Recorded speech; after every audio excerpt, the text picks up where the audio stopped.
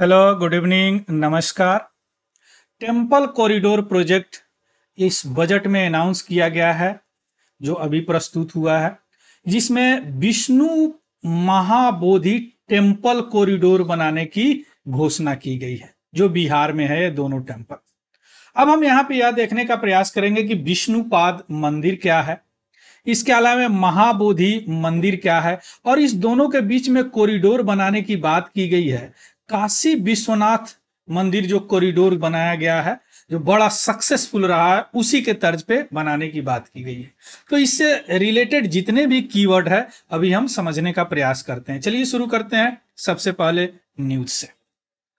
Finance minister finance minister Nirmala Sitharaman जो 23 जुलाई 2024 को budget प्रस्तुत किए, इसमें उन्होंने कॉरिडोर प्रोजेक्ट की बात की। वह कॉरिडोर प्रोजेक्ट कहां से? विष्णुपाद टेम्पल जो गया में है और महाबोधि टेम्पल जो बोध गया में है, दोनों के बीच में कॉरिडोर बनाने की बात कही गई है, घोषणा की है। और यह जो कॉरिडोर बनेगा वह काशी विश्वनाथ मंदिर कॉरिडोर के तर्ज पे बनेगा। अब कॉरिडोर क्या होता है, एक बात समझिए। दो चीज के बीच में अगर कॉरिडोर बनता है तो उन दोनों के बीच में जो भी इंफ्रास्ट्रक्चर है उसको डेवलप किया जाता है। जो रास्ते को डेवलप किया जाता है, यहाँ वहाँ जो श्रद्धालु है उनके लिए जितनी भी सुविधाएं हैं उस सारी सुविधाओं को डेवलप किया जाता है। प्लस जो दोनों मंदिर है उसको भी डेवलप किया जाता है, यानी दोनों के बीच में कॉरिडोर बनाया जाता है, जो कि वहां से श्रद्धालु अगर यहां जाएं तो उनको कोई परेशानी नहीं हो। जैसे काशी विश्वनाथ मंदिर से लोग जाते थे घाट पे पूजा करने, तो उनको बड़ा पतला संकरी गली मिलता था, जो बड़ा परेशानी होता था। तो अब क्या होगा, हर सुविधाओं के साथ इसको चौड़ा कर दिया गया, और हर वो सुविधा है जो श्रद्धालु को वह यहां से यहां पहुंचने में अगर महसूस हो तो सारी सुविधाएं यहाँ पे होती है, तो इसी को कॉरिडोर बोलते हैं। तो यहाँ पे विष्णुपाद मंदिर से लेके और महाबोधि मंदिर तक कॉरिडोर बनाने की बात कही गई है। ये दोनों विश्वविख्यात मंदिर है।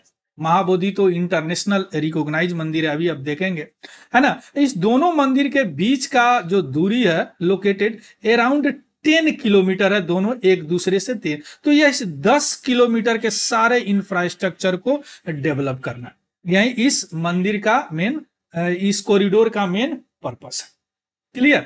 चलिए अब इसमें हम लोग समझेंगे कि विष्णुपाद टेम्पल क्या है, उसकी क्या महत्व है, उसके बाद महाबोधि मंदिर या टेम्पल क्या है, उसका क्या महत्व है, एक एक करके समझते हैं। सबसे पहले देखिए, ये जो काशी विश्वनाथ कॉरिडोर है, देखिए कितना डेवलप कर दिया गया। और यहां से घाट पे जो जाते हैं लोग, यहां से उस घाट को भी डेवलप किया गया है। यही है काशी विश्वनाथ कॉरिडोर। क्लियर? अब आते हैं विष्णुपाद टेम्पल। विष्णुपाद टेम्पल नाम से ही पता चलता है, विष्णुपद टेम्पल हिंदी में बोलते हैं। विष्णुपद टेम्पल नाम से ही पता चलता है विष्णु रिलेटेड है, मतलब यह एक हिंदू टेम्पल है जो किसको समर्पित है? भगवान विष्णु को, लॉर्ड विष्णु को। अब इस टेम्पल कैसे बना, देखिए। एक राक्षस थे जिसका नाम था डेमन, असुर, नाम था गयासुर। उनको भगवान से एक वरदान मिला, उनको पावर मिला कि जो कोई भी उन्हें देख लेगा, गायासुर को जो कोई भी देख लेगा उसको मोक्ष की प्राप्त होगी। मोक्ष मतलब होता है जो भी जन्म मरण का जो साइकिल होता है ना, उससे मुक्ति, मोक्ष की प्राप्त होगी। अब इस पावर को जो गायासुर है ना मिसयूज करने लगे, जिसके कारण विष्णु भगवान को आना पड़ा, इंटरवेंशन करना पड़ा। और लास्ट में विष्णु भगवान क्या किए कि इस असुर के माथे पर अपना दायां पैर रख दिया और उसको पताल लोक में भेज दिए, अंडरग्राउंड लोक, पताल लोक यानी अंडरग्राउंड में भेज दिए। अभी भी 40 सेंटीमीटर का लंबा फुटप्रिंट उस मंदिर में है, जो ऐसा माना जाता है कि यह वही मार्क है जो विष्णु भगवान का क्या है, यह पैर का मार्क है। यह मार्क स्पॉट किसका? विष्णु भगवान के पैर का, जो पताल लोक में उस असुर को भेज दिए हुए थे। तो जो भी पितृपक्ष में, पितृपक्ष हिंदू कैलेंडर का महीना है जो कि इस रिचुअल होता है, अपने पूर्वजों को हिंदू धर्म के लोग याद करते हैं। वहां पे जाके अगर पितृपक्ष का पूजा करते हैं तो उनके पूर्वजों को ऐसा माना जाता है कि मोक्ष मिलता है, मोक्ष मिल जाता है। क्लियर? पितृपक्ष में तो क्यों? चूंकि या गयासुर को ही वरदान मिला था कि उसको कोई देख लेगा तो उसको मोक्ष मिल जाएगा। तो इसीलिए इस टेम्पल का नाम क्या है? विष्णु पद टेम्पल। चूंकि इसमें क्या है? विष्णु पद है, जिसका विष्णु पद कहां से आया? चूंकि वह उस गयासुर को मारे, पतालोक में भेजे, जो अभी भी इम्प्रिंट है। क्लियर? तो ये विष्णुपद टेम्पल है। अब यह कहां पे है सो थोड़ा देख लीजिए। यह विष्णुपद जो टेम्पल है 100 फीट लंबा है और 44 पिलर पर यह मंदिर खड़ा है। यह मंदिर फाल्गु रिवर के किनारे पे है और यह 1787 यानी 1787 में बनाया गया। किसके द्वारा? अहिल्याबाई होलकर, जो अहमदनगर के थे, उन्होंने इसको बनवाया। क्लियर? अब विष्णुपद टेम्पल इस तरह का विष्णुपद टेम्पल है, इस तरह का। और यह जो मार्क है ना, यह विष्णु भगवान का पैर है, जिस पैर से उस असुर को पताल लोक में भेजे हुए थे। इसी को लोग पूजा करने जाता है इस रिचुअल। क्लियर? चलिए, तो विष्णुपद समझ गए। अब क्या समझना है? महाबोधि। चूंकि कॉरिडोर कहां से कहां बन रहा है? विष्णुपद से महाबोधि टेम्पल तक। महाबोधि टेम्पल जो बोध गया में है, यह टेम्पल कॉम्प्लेक्स जो है, यह पूरे टेम्पल कॉम्प्लेक्स जो है यूनेस्को वर्ल्ड हेरिटेज साइट है। याद रखिएगा, क्या है? इंटरनेशनली रिकॉग्नाइज यूएन का संस्था है, जो कि पूरे विश्व में जो भी सबसे यूनिक स्ट्रक्चर का बना होता, उसको यह घोषित करता है हेरिटेज साइट। इसका मतलब कोई इंटरनेशनली रिकॉग्नाइज हो गया और कानून के द्वारा वह प्रोटेक्टेड भी हो गया। क्लियर?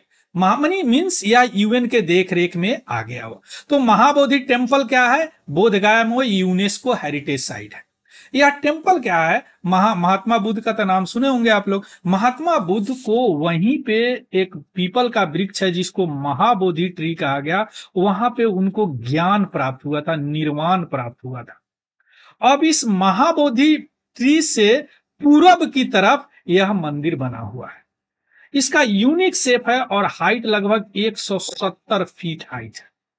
और महाबोधि टेम्पल जो है ना, यह अशोक द्वारा बनाया गया पहला टेम्पल है। याद रखिएगा, इंपेरर अशोका द्वारा, जो थर्ड सेंचुरी में यानी तीसरा सेंचुरी बीसी में, शताब्दी में बनाया गया है।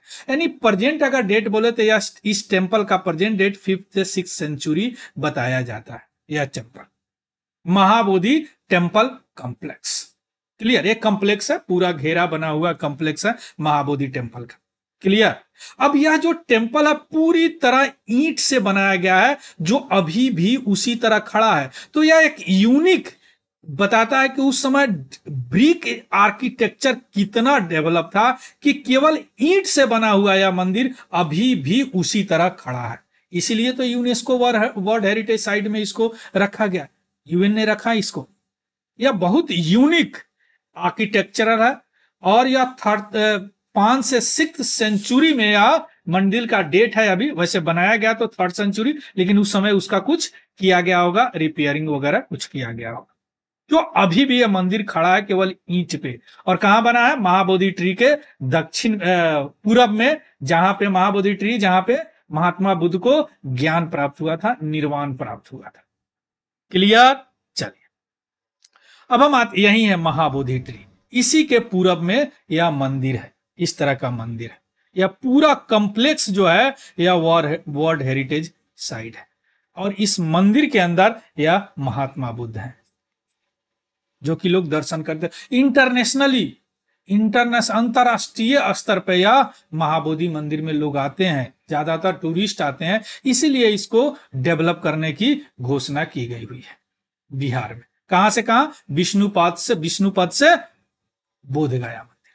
क्लियर? तो यहां पे आपने क्या सीखा कि कॉरिडोर क्या है? विष्णुपद से महाबोधि। विष्णुपद क्या है? मंदिर क्या है? महाबोधि मंदिर क्या है? यूनेस्को है। इसमें असुर जो गयासुर थे उनको विष्णु भगवान ने पताल लोक में भेजा था, वहां अभी भी चिन्ह है, उसी को लोग पूजा करने, देखने, दर्शन जाते हैं, है ना। So this is all about the news. इसका पीडीएफ हमारा टेलीग्राम चैनल है तिवारी जनरल स्टडी, वहां पे डाल दूंगा, वहां से देख लीजिएगा, उसको भी ज्वाइन कर लीजिएगा। अगर इन्फॉर्मेटिव लगा हो तो प्लीज लाइक, शेयर, सब्सक्राइब और कमेंट जरूर कीजिएगा। So thank you, have a good day and happy learning. Thank you very much.